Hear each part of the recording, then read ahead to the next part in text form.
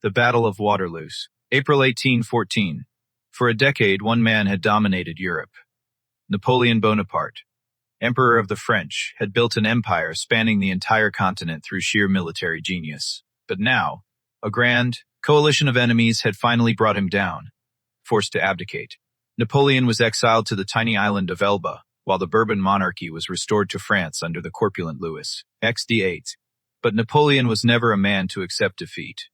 Rumors reached him that France had little love for the restored monarchy, the very institution whose excesses had sparked the French Revolution 25 years earlier. He also learned that his enemies, gathered at the Congress of Vienna, were locked in bitter disputes over Europe's future. Napoleon saw his opportunity. After just 10 months in exile, he returned to France. The troops sent to arrest him joined his cause instead. Most of France followed. In Vienna, the coalition set aside their differences immediately. They declared Napoleon an outlaw and mobilized for war. Napoleon knew he had to strike fast, before a coordinated coalition invasion could overwhelm France. His plan was bold: win a quick, decisive victory, then negotiate peace from a position of strength. His nearest targets were two coalition armies camped in Belgium: Prince Blücher's Prussian army and the Duke of Wellington's Anglo-Allied army. Napoleon's force could match either army alone, but together they would crush him. He had to keep them separated and destroy them one by one. Napoleon's army crossed the frontier near Charleroi, driving a wedge between the two coalition forces. He sent his left wing under Marshal Ney to seize the crossroads at Quatre Bras, while he too personally attacked Blücher's Prussians near the village of Ligny. At Quatre Bras, Ney clashed with Wellington's army still scrambling into position. The Allied troops fought off repeated French attacks and barely held their ground. At Ligny, the battle was a brutal slugging match, but Napoleon prevailed. The 72-year-old Blücher personally led a cavalry charge, had his horse killed under him, and only narrowly escaped capture. The Prussian army retreated, but was not broken. Napoleon sent Marshal Grouchy and his right wing to keep the Prussians on the run, then turned his full attention to Wellington. Wellington didn't learn of Blücher's defeat until the following morning. He immediately ordered a retreat through heavy summer rain to a position 8 miles south of Brussels, near the village of Waterloo there. He received a critical promise. Blücher would march to his aid the next day. Wellington decided to stand and fight. He had chosen his ground carefully. His troops sheltered behind a gentle ridge, protected from French cannon fire.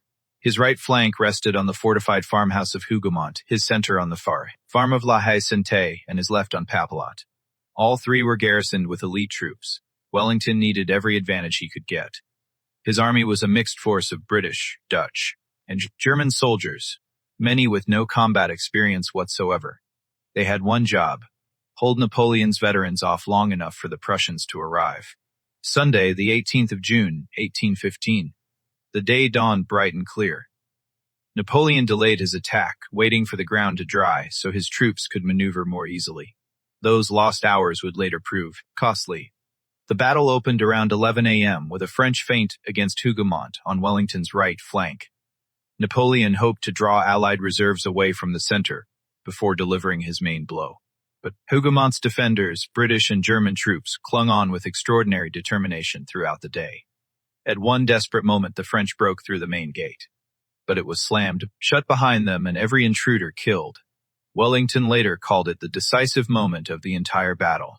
Around noon, 80 French cannon unleashed a thunderous bombardment on the Allied line. Most of Wellington's men were sheltered on the reverse slope, but cannonballs still tore bloody gaps through the ranks. At 1:30 p.m., Napoleon sent his infantry forward.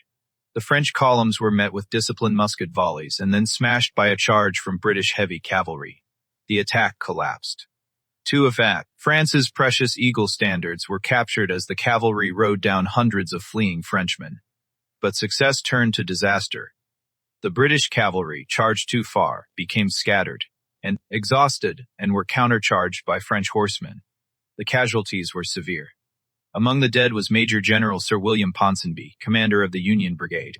Around 4 p.m., Marshal Ney mistakenly believed the Allies were beginning to retreat. He launched a massive cavalry charge to press home what he thought was an advantage. He was wrong. Wellington's infantry had formed hollow squares, bristling with fixed bayonets formations that cavalry simply could not break. The French horsemen circled helplessly, cut down by musket fire until they finally withdrew. Ney's critical failure to support the charge with infantry or artillery was a blunder that would haunt France. Meanwhile, the Prussians had begun arriving. They seized the village of Plancenoit on Napoleon's flank, forcing him to divert precious reserves to recapture it.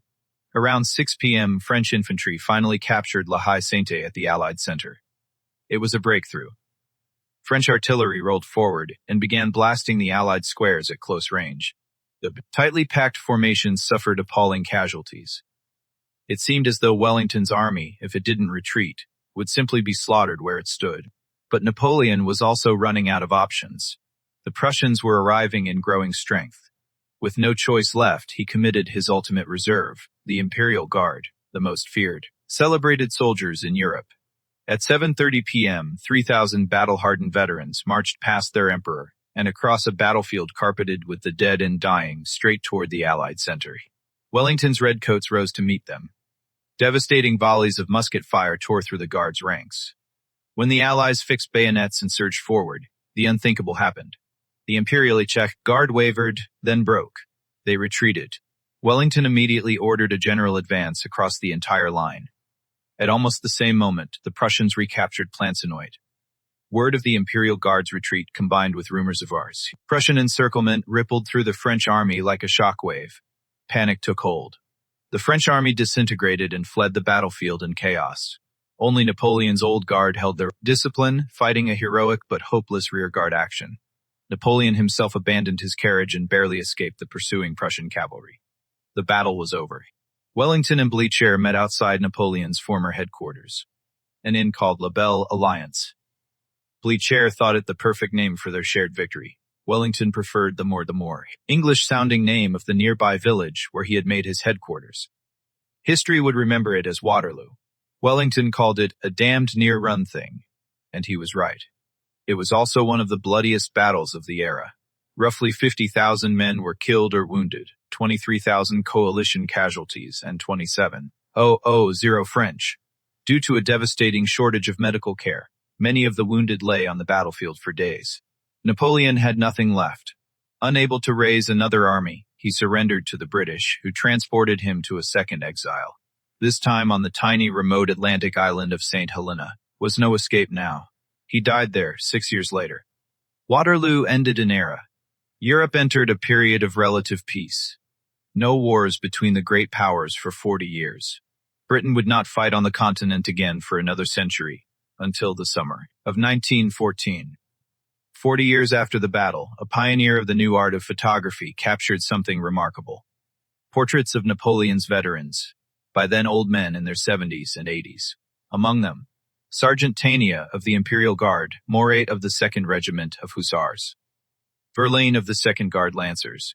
Their faces are a haunting link to the events that changed the course of history. 2 centuries ago,